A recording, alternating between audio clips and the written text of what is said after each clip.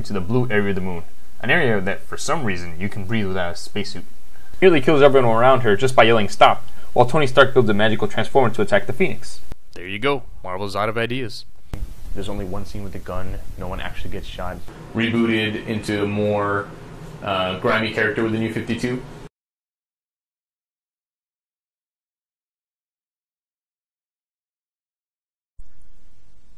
Hello? Hello and welcome to yet another Comic POW video review. This time around, I thought it would make a great bookend if I took a look at Avengers vs. X-Men Consequences number 5 and All New X-Men number 1. Basically, we have Kieron Gillen handing over his reign of the X-Men to Brian Michael Bendis, who up until now has been writing Avengers and New Avengers. So I thought that these two books would go really well as a good, compare and contrast together. Avengers vs. X-Men Consequences number 5, just like all the other ones, has had a different artist for each issue. So this issue, it's Gabriel Hernandez Walta. He does a great job on the art in this issue. Consistently good. I think there was only one issue, I can't remember if it was the first or second one, that I didn't like all of the art on, but the art on this one is really great. This one is basically tying up all the final loose ends from Avengers vs. X-Men. Overall, a great event, handled really well. Not too many random extra issues to read and miniseries and stuff like that. So good job on that, Marvel.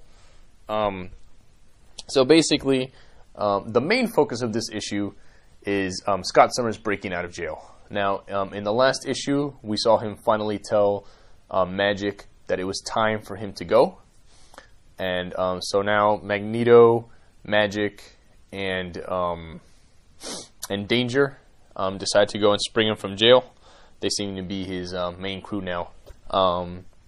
This issue also ties up the story with Hope that's been going on. So basically, it seems by the end of this issue like Hope might be involved in Cable's new book, Cable and X-Force. But it's not 100% sure. Like the way that they write the ending, it could go either way. But we'll get there momentarily. But, she's been basically, she was the main focus of the X-Men for the past few years with Generation Hope. Before that, Messiah Complex. She was the main character of Avengers vs. X-Men. So it's kind of putting a nice little end to her story, at least her main story, until, like I said, they may continue her in Cable vs. X-Men. I mean, Cable and X-Force. Sorry, Cable and X-Force. So basically, her story is just her trying to find Cable, like she mentioned a couple issues ago. I guess the best thing about this book is that Cyclops has finally gotten over his martyr complex, and he wants to basically out Magneto. Interestingly enough, for now, Magneto is following him. We'll see if they end up having a power struggle in the future. But Magneto has followed Scott for quite a few years now, so it could be something they're comfortable with. On Comic Vine, they spoke of how Magneto and Xavier was always like a Martin Luther, Malcolm X type of comparison, but it really seems like they're while it was an apt comparison in the past, it seems really like Scott Summers is really taking the Malcolm X role going forward with this issue. The other interesting thing is that he seems to be a little more vindictive than he was in the past, allowing Danger to scar the warden who was making a profit off of keeping mutants in jails. I would really hope that leads to him taking issue with the new Hellfire Club with the kids who are building Sentinels and marketing Sentinels, who kind of kicked off Schism, which set up a lot of the sides for Avengers vs. X-Men. So it'll be interesting to see if he lets that stand. We do know that even though directly out of this book we go into All New X-Men, we do know that we also are going to get another Uncanny X-Men, which is going to have Cyclops in it. So we'll see what he does in that book going forward. Yeah. Oh, you know, plot wise, it's a pretty simple book, pretty easy book. Scott gets broken out of jail. He decides that he's gonna form a new, more militant X-Men, and Hope and Cable finally reunite. And Cable tells Hope, "Hey, you don't have to look out for me. I'm your dad. I look out for you. Don't worry about it." And at the end, it's a great, you know, a great teaser for, hey, here's Marvel now, here's what's coming up, and it tells you about the Uncanny Avengers, Wolverine and the X-Men, all new X-Men, and Cable and X-Force. So it's kind of like, see what happened to all the characters in this epilogue. So I think Marvel sets it up perfectly. Their marketing takes care of everything well. It's been a great story by Kieran Gillen.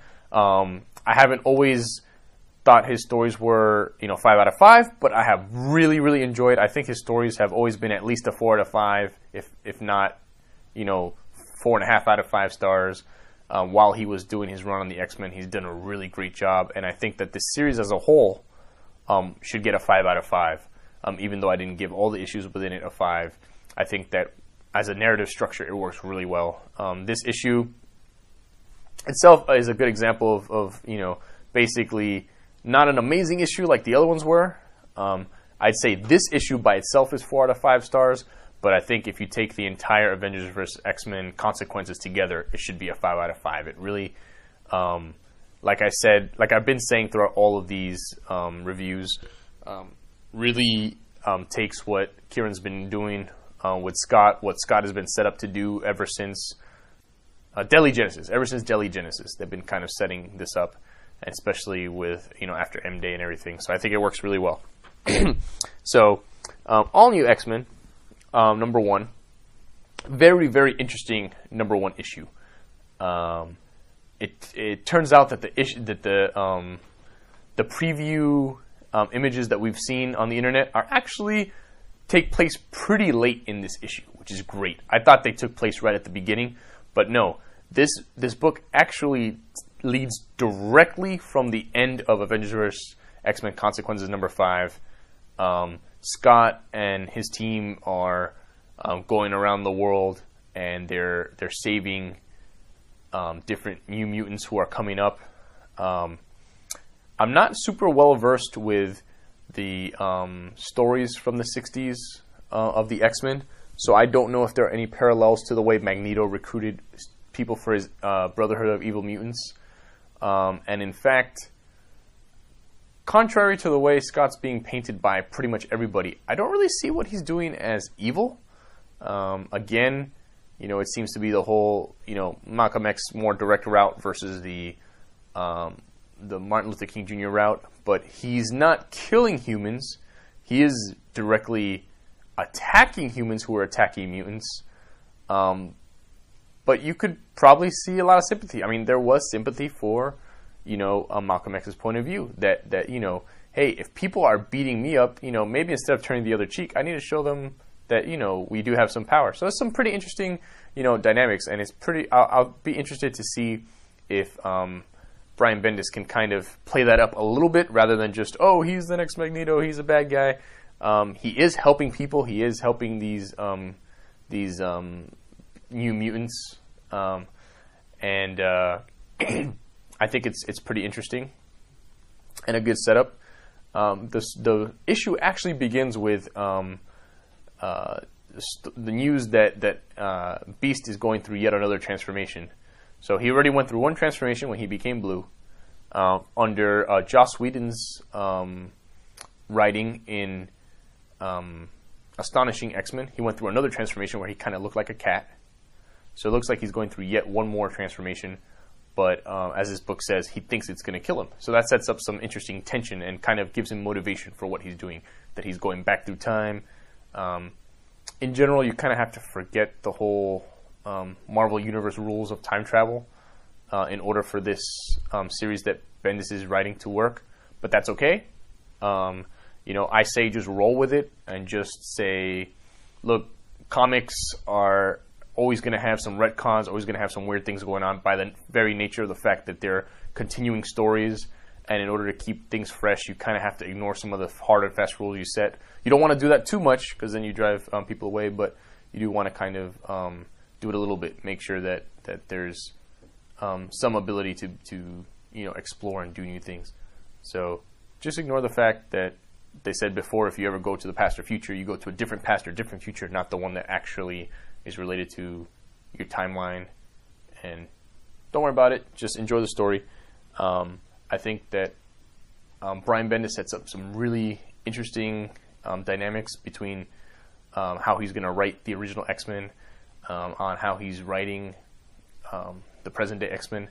And I have to say, I was really prepared to knock this book. That the premise sounded hokey. You know, we're bringing the old X-Men back, and that's how we get Jean Grey. And I don't know, it just seemed really weird. But I'm actually really, really looking forward to it, and I'm really happy that at least for their first round of Marvel Now issues, they're double shipping, meaning there'll be another issue in 2 weeks instead of within a month. I also want to applaud Marvel for taking a whole page at the end of this issue to introduce their artistic team, the writer and the artists, and just get people to know, hey, these are the guys writing these books. Yeah, Marvel owns these characters, but these are the guys bringing the story to you, and I think that's really great. And they also give you a good checklist. Hey, if you like the X-Men, here's all the X-Men books coming out this month. Here's some books to check out. This particular issue, I think I'd give it 4 to 5 stars.